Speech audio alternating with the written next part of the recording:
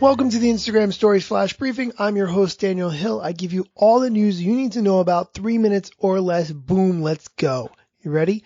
Today's article comes from Mashable.com, but it's really just our favorite reverse engineering expert, Jane Manchun Wong, finding more stuff buried in the Instagram app.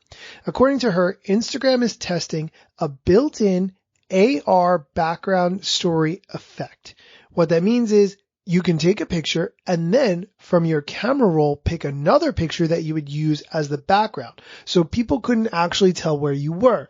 For instance, you could take a picture of yourself at your desk, take a picture from your camera roll that was from you skiing or snowboarding in the mountains and layer them on top of each other. It's like the Mac OS iOS photo booth and you get to pick your own backdrop from the camera roll. That's according to Jane Manchun Wong's tweet. The overall feel of the feature seems similar to a green screen, although Instagram's version appears to be limited to static images, so you couldn't do video or more complex effects, but it does look pretty impressive.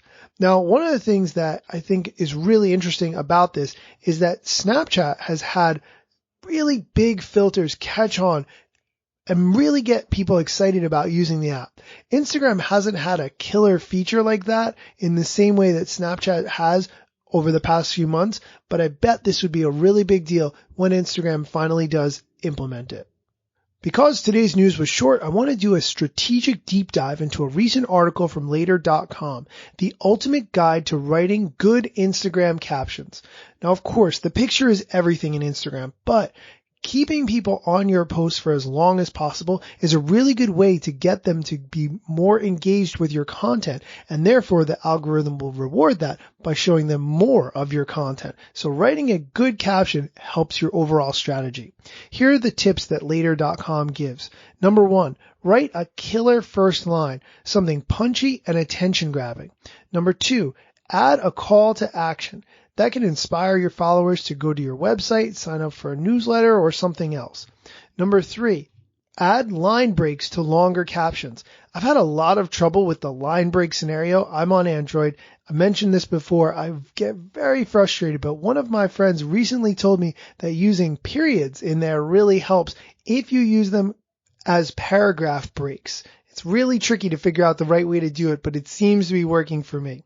The next guideline is to use a consistent brand voice. You want to make sure that you take the right tone in all of your captions in a way that's memorable and shows that it's the same person writing it. Number 5, pick 2 to 3 focal themes. So this way your content isn't jumping all around on various topics, but sticks to one central theme. Number 6, include eye-catching emojis. I'm a fan of doing this sparingly. I don't think it should be overdone at all. Number 7, disclose sponsored post. You can absolutely use hashtag ad and make sure that you indicate clearly that it's a sponsored post. Number 8, write your captions in batches. I don't necessarily have the right mindset to be able to do that personally, but I do think it's a good idea to write your captions all at once if you can plan out your content that way. And number 9, use hashtags to boost your discoverability. I personally don't like using the hashtags within the main caption. I like to include it in the first comment. So this way, when I push my post to my Facebook business page, the hashtags don't come along with it and make the post look all weird.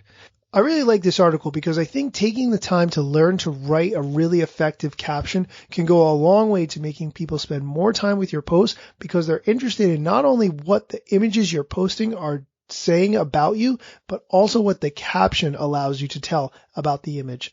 That's it for today's Flash Briefing. Thanks for listening.